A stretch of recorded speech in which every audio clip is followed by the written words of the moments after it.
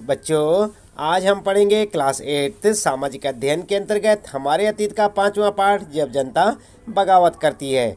1857 यानी 1857 और उसके बाद हम आपको बताएंगे इस पाठ से संबंधित प्रश्नों के उत्तर। लेकिन आपको बता दें कि एक बार इस पाठ को अवश्य पढ़ें ताकि आपको पाठ अच्छे से समझ आ जाए और जो हम आपको यहाँ पर इन प्रश्नों के उत्तर दिखाएंगे वो आपको अच्छे से समझ आ जाए।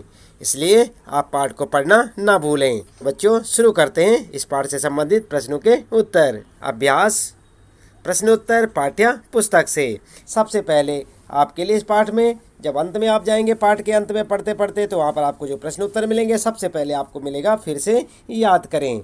और यहाँ पर पहला प्रश्न आपके लिए, झांसी की रानी लक्ष्मीबाई की अंग्रेजों से ऐसी क्या मांग थी जिसे अंग्रेजों ने ठुकरा दिया। उत्तर में क्या लिखेंगे बच्चों आप?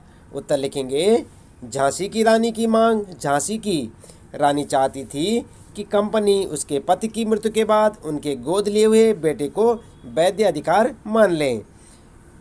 और समझ गए ना आप बच्चों? इस प्रकार से आप इस प्रश्न का उत्तर लिखेंगे। इसके बाद दूसरा प्रश्न है बच्चों आपके लिए, ईसाई धर्म अपनाने वालों के हितों की रक्षा के लिए अंग्रेजों ने क्या किया। उत्तर लिखेंगे ईसाई धर्म अपनाने वालों के हितों की रक्षा। और उसके बाद लिखेंगे आप ऐसे पॉइंट बनाकर, क्योंकि सबसे पहले आप यहाँ पर हेडिंग डाल के ऐसे लिखेंगे इसे। इसके बाद लिखेंगे नंबर 1, 1850 यानी 1850 में एक नया कानून बनाया जिससे ईसाई धर्म को अपनाना और आसान हो गया। उसके बाद दूसरा पॉइंट लिखेंगे आप, ईसाई धर्म अपनाने वाले भारतीयों को अपने पूर्वजों की संपत्ति प्राप्त करने का अधिकार दे दिया गया। इस प्रकार से आप उत्तर लिखेंगे। इसके बाद तीसरा प्रश्न है बच्चों, सिपाहियों को नए कारतूसों पर क्यों ऐतराज़ था। उत्तर लिखेंगे नए कारतूसों पर ऐतराज़ का कारण। हेडिंग डालेंगे। उसके बाद उत्तर लिखेंगे आप। नंबर 1 कारण क्या था? सिपाहियों को लगता था कि कारतूस पर लगी पट्टी को बनाने में गाय या सूअर की चर्बी का प्रयोग किया गया है। नंबर 2 लिखेंगे पॉइंट आप, बंदूक में कारतूस लगाने के लिए कारतूस पर लगी पट्टी दांत से काटनी पड़ती थी। और नंबर तीसरा कारण था, जो मेन कारण था, इससे हिंदू एवं मुसलमान सिपाहियों की धार्मिक भावनाओं को ठेस पहुंचती थी। क्योंकि यहाँ पर जो है गाय और सूअर की जहाँ बात की गई है ना बच्चों, तो आप समझ सकते हैं यहाँ पर जो है धार्मिक भावनाओं के साथ खिलवाड़ किया गया था, इसलिए जो है उनको ऐतराज़ था। इसके बाद चौथा प्रश्न है बच्चों यहाँ पर, अंतिम मुगल बादशाह ने अपने आखिरी साल किस तरह बिताए। तो यहाँ पर उत्तर क्या लिखेंगे? मुगल बादशाह के जीवन के आखिरी साल। ये हेडिंग लिखेंगे आप। उसके बाद लिखेंगे नंबर 1, उन पर मुकदमा चलाया गया और आजीवन कारावास की सज़ा सुनाई गई। नंबर 2, बादशाह के बेटों को उनके सामने गोली मार दी गई। नंबर 3, बादशाह तथा उनकी पत्नी जीनत महल को रंगून जेल भेज दिया गया जहां नवंबर 1862 में उनकी मृत्यु हो गई। इस प्रकार से आप इस प्रश्न का उत्तर लिखेंगे। समझ गए ना बच्चों? ये है चौथा प्रश्न और इसका उत्तर। इसके बाद आपके लिए अगले प्रश्न है, आइए विचार करें। यहाँ पर छठा प्रश्न है आपके लिए और यहाँ पर पूछा गया है, बहादुर शाह जफर द्वारा विद्रोहियों को समर्थन दे देने से जनता और राज परिवारों पर क्या असर पड़ा। उत्तर में लिखेंगे आप जनता और राज परिवारों पर प्रभाव। यहाँ पर हेडिंग डालेंगे आप और उसके बाद लिखेंगे नंबर 1, बादशाह जफर के समर्थन से जनता बहुत उत्साहित हुई, उनका उत्साह और बढ़ गया, इससे उन्हें आगे बढ़ने की हिम्मत, उम्मीद और आत्मविश्वास मिला। और दूसरा पॉइंट लिखेंगे आप, ब्रिटिश शासन के विस्तार से भयभीत बहुत सारे शासकों को लगने लगा कि अब फिर से मुगल बादशाह अपना शासन स्थापित कर लेंगे, जिससे वे अपने इलाकों में बेफिक्र होकर शासन चला सकेंगे। नंबर 3, विभिन्न ब्रिटिश नीतियों के कारण जिन राज परिवारों ने अपनी सत्ता खो दी थी वे इस खबर से बहुत खुश थे, क्योंकि उन्हें लगने लगा था कि अब ब्रिटिश राज खत्म हो जाएगा और उन्हें अपनी सत्ता वापस मिल जाएगी। इस प्रकार से आप उत्तर लिख सकते हैं। सातवां प्रश्न है बच्चों, सातवें प्रश्न में पूछा गया है, अवध के बागी भूस्वामियों से समर्पण करवाने के लिए अंग्रेजों ने क्या किया।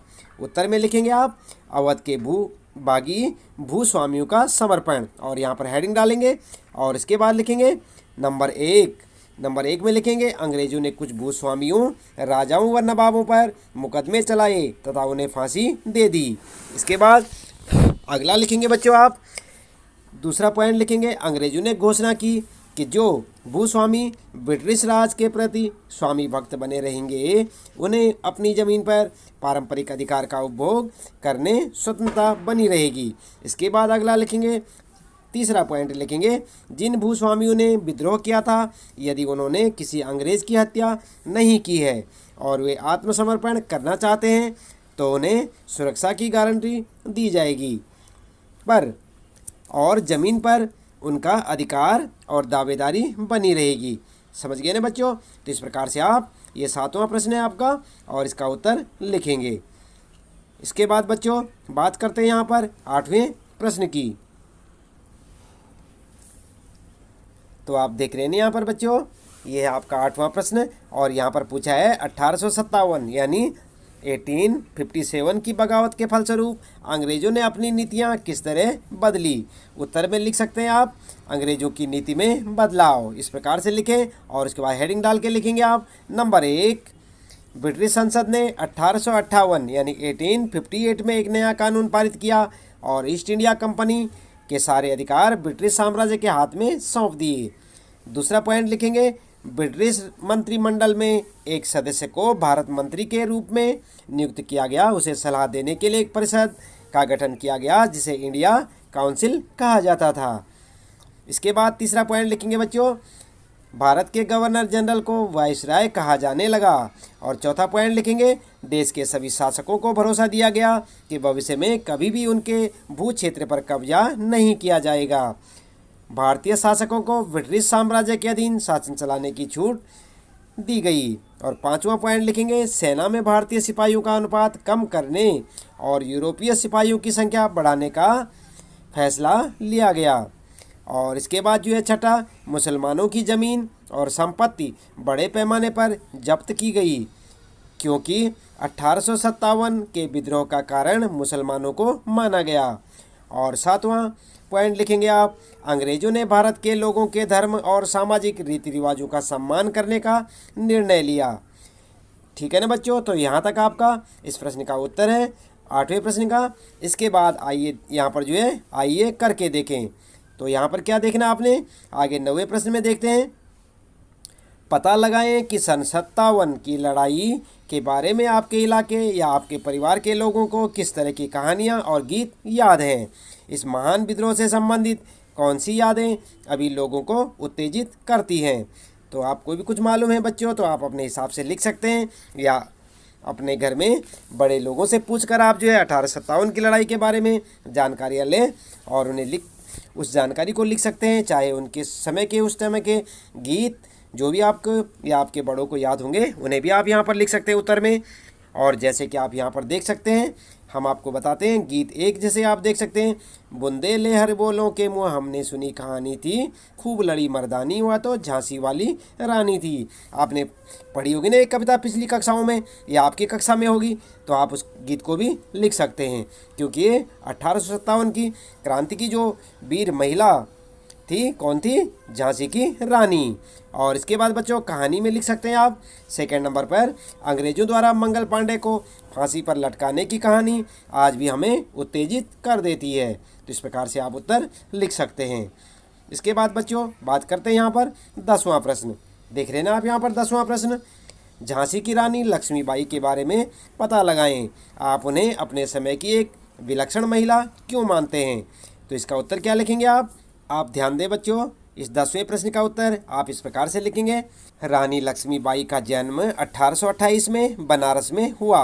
इनका बचपन का नाम मनु था। इन्हें बचपन में तलवारबाजी, तीर कमान, घुड़सवारी का शौक था और इन्होंने इन सभी में महारत भी हासिल कर ली थी। बचपन में तलवारबाजी में इनका बड़े बड़े योद्धा सामना नहीं कर पाते थे। वह अंग्रेजी शासन के विरुद्ध थी और अंग्रेजों को देश से भगा देना चाहती थी। बचपन में ही अत्याचारी अंग्रेज अफसरों से रात में छुप छुप कर बदला लेना शुरू कर दिया था। आगे 14 वर्ष की आयु में उनकी शादी झांसी के राजा गंगाधर राव से हुई। झांसी की रानी बनने के बाद वह रात में चोरी छिपे क्रांति गुरु बनकर अत्याचारी अंग्रेज अफसरों को सबक सिखाती रही।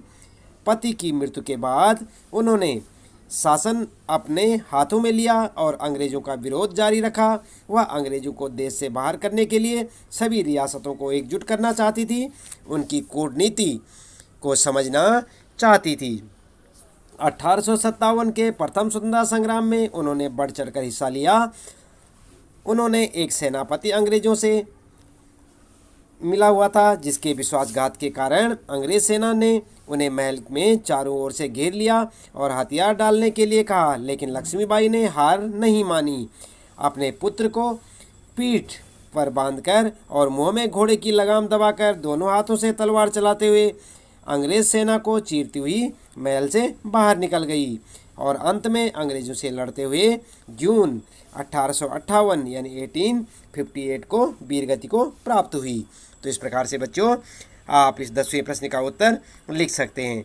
थोड़ा उत्तर लंबा है इसका, लेकिन कोई बात नहीं, आप इसे एक कहानी के तौर पर लें और इसे अच्छे से याद भी करें और इसका उत्तर हो सकता है ये प्रश्न आपके लिए परीक्षा में भी आ सकता है। काफ़ी इंपॉर्टेंट क्वेश्चन है बच्चों, तो इसे आप अच्छे से याद करें।